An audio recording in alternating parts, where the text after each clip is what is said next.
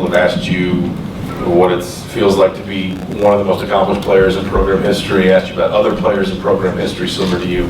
Trace passes you on the all-time scoring list today. What will you tell people about Trace once all of this is said and done? Well, I mean, you know, as a player myself, I was never about accolades, man. It's just something I was blessed to be able to do and scoring the basketball. And the beauty about Trace and Mike Woodson, we both didn't shoot threes. He doesn't shoot them, and I never had the three-point line, but I couldn't be more proud of a young man than Trace today.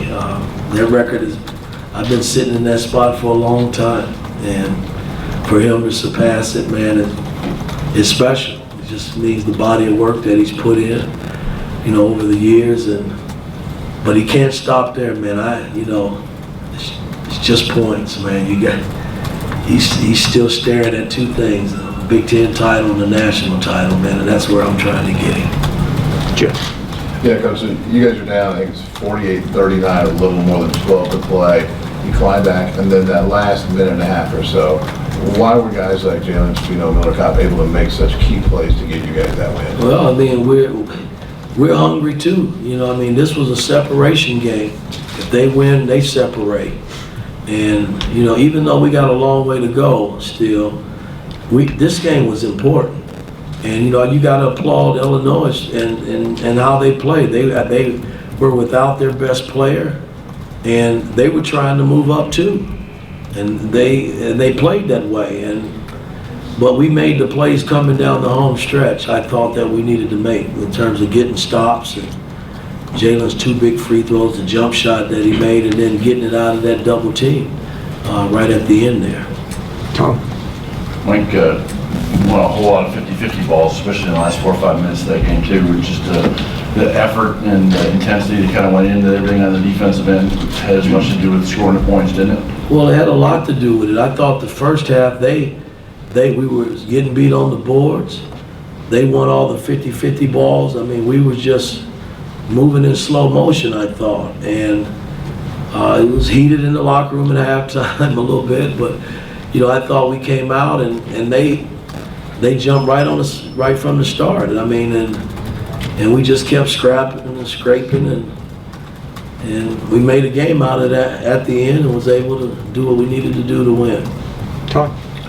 Mike, can you talk about what your approach is with Jalen in terms of, you know, just keeping the faith, because he didn't have a great statistical game. He made some mistakes, but then he's on the floor at the end of the game to make some big plays. What's your approach in terms of dealing with him on that? He's a freshman, and freshmen make mistakes. You know, I mean, you know, I just look at the process and where he's come from, and the fact when you lose your starting point guard in Xavier Johnson and you turn the ball over to a freshman to run your ball club at a major program, that's huge.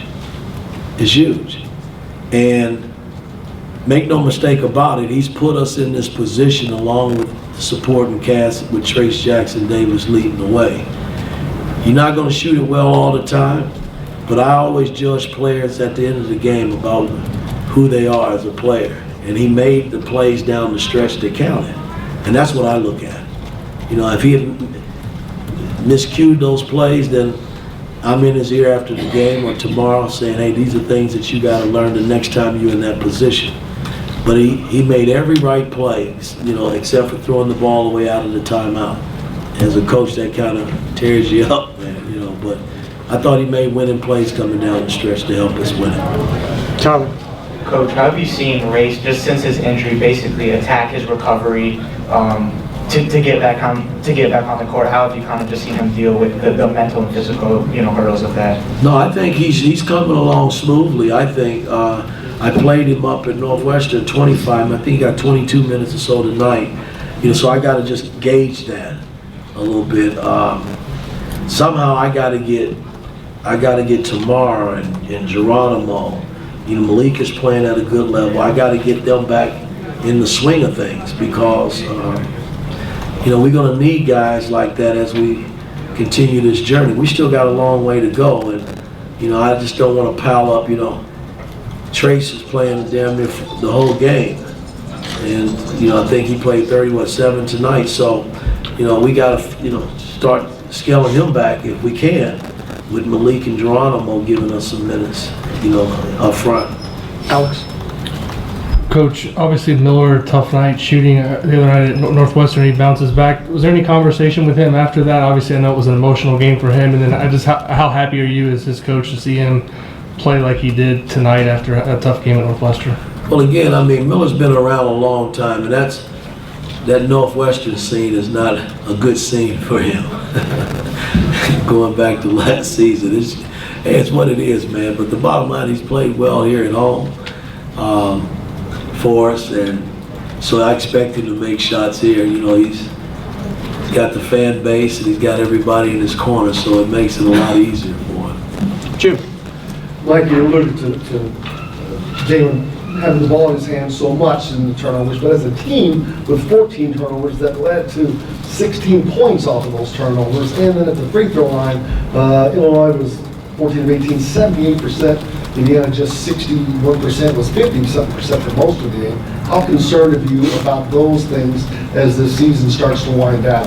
Well, again, we kind of been up and down in those areas in terms of the free throws.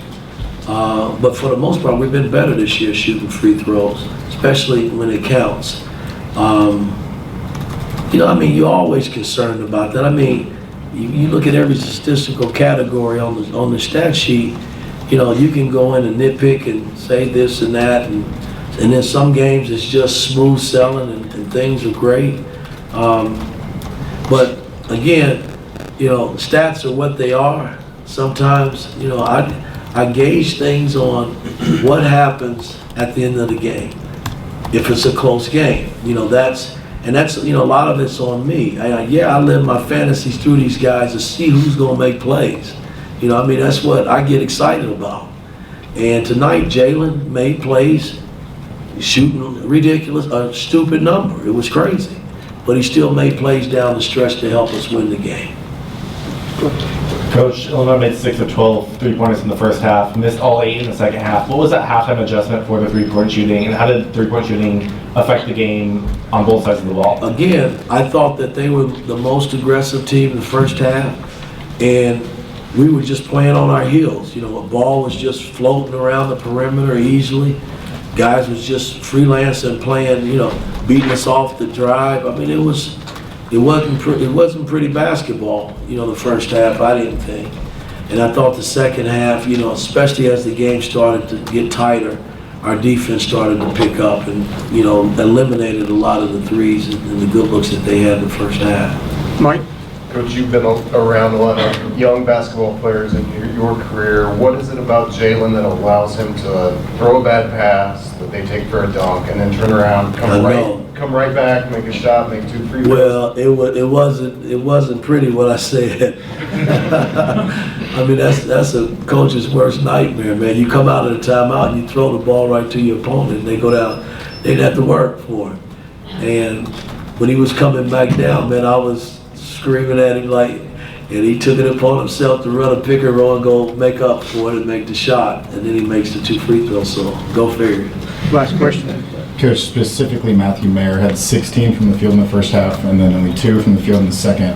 How much of the halftime adjustment was specifically keying in on him, and what did you see from your guys kind of shutting him down? Miller got an earful, and guys that didn't switch up on him at halftime. I thought he was going to go for a career high here, the way he was playing. He was playing extremely well, but second half we kind of closed in on him and took away a lot of the gaps where he was able to work on. All right, Coach, thank you. All right, guys.